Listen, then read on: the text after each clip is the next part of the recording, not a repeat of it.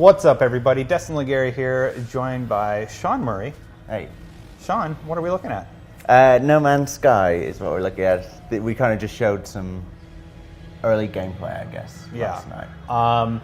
This game looks absolutely phenomenal. Everybody at IGN is insanely excited. What can you tell us about what we're watching right now?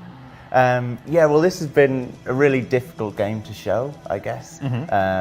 Like, we had to find this location. We don't build this. This is like procedurally built, this whole terrain and everything. So we had an idea, we did some concept art, and then I literally flew around this universe looking for something that looked a bit like the concept art.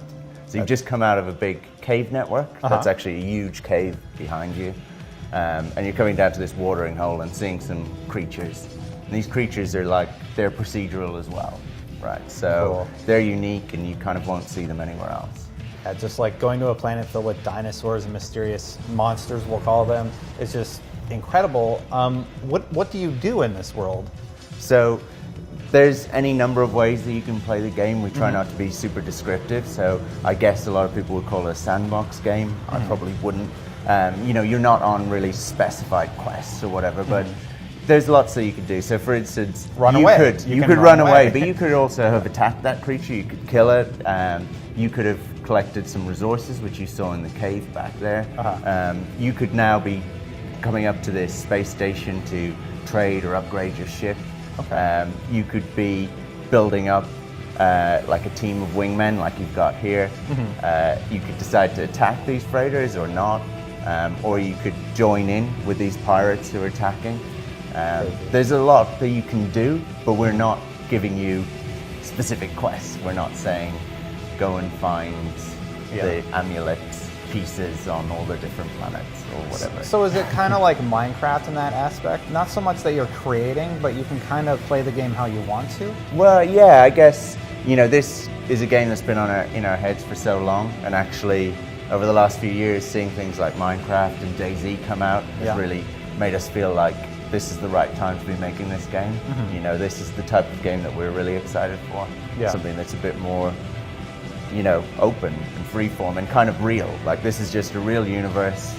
You go and play and interact with it how you want. Now, I noticed there's two different life bars or something in the upper left and upper right-hand corner, and a heart in the middle. Can you tell us about that? Okay. So the heart is actually to do with compass. You don't see me use it during the gameplay. Okay.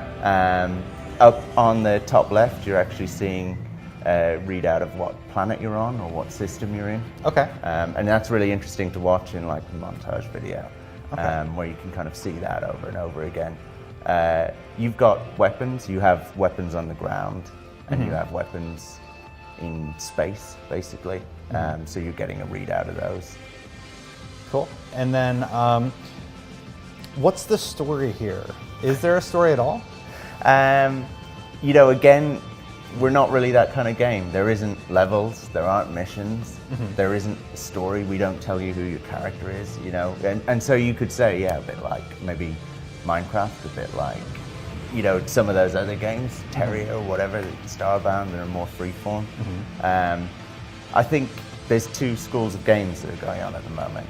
There's the really descriptive school, right, where the designer is just grabbing you and pushing your head through a game, through a set of levels that they've built, through a bunch of corridors, and making you look here and die here and survive here and collect a health back there. And we're just the total opposite of that. You know, we're something that's a lot more kind of freeform, definitely. How does ground combat differentiate from sky combat? So obviously in space you have kind of like, I guess games like Elite and Privateer and X-Wing and things like that are big influences of us, and it does handle like that. It's quite arcadey, you can probably tell that. On the ground, you know, you do have a weapon. You see some clips of that in that like montage shot we did later on. And that is a weapon, but it can also be used to scan, to like kind of interact with the world as kind of a sci-fi weapon, basically. It's not like just a plain assault rifle. It's more like if you think of like a tricorder or something like that in like Star Trek. It's got multiple uses that you can upgrade in different ways. And in some way that is your like that is defining your character, how you upgrade your ship, how you upgrade your suit, how you upgrade your weapons or whatever. Okay. So we saw dinosaurs on this planet. Will we ever encounter intelligent life? Well, we're not trying to make like some massive AI sim or whatever. Yeah. You know, but like these creatures that you see, they are intelligent, much more so than in normal games, Yeah. right? In normal games, you're used to kind of scripted behaviors. With this, something like that, those deer, you know, Yeah. they will come down to that watering hole because they're thirsty. Yeah. And then they will go back out on their route and they will Yeah. go somewhere and they will eat some grass and they will go to sleep and things like that. They will Cool. be startled by you. You know, so there is a lot of intelligence that's going on that you can just observe, that you can just watch, but you can also choose how to interact with that. Cool. When do you think we can expect to play this game? I really want to get hands-on time with it. When can I play it in my home? When can you play it in your home? I guess we haven't announced that, and we're probably not announcing it yet. Okay. It's a super ambitious game, but Yeah. we really want to bring it out soon. Okay. And what platforms are you planning on releasing it on? So right now, it's obviously we're at the Sony press conference, Yeah. so we're definitely coming to PS4, and that's kind of going to be a console debut for that. I'd really like to see it on PC as well. Okay. No Xbox One. Well, we haven't really, you know, we're not kind of talking about other platforms for now, I guess. Okay. Well, regardless, this game looks absolutely phenomenal. I cannot wait to get hands-on time with it. And thank you for taking time to talk to us today. Yeah, thanks so much.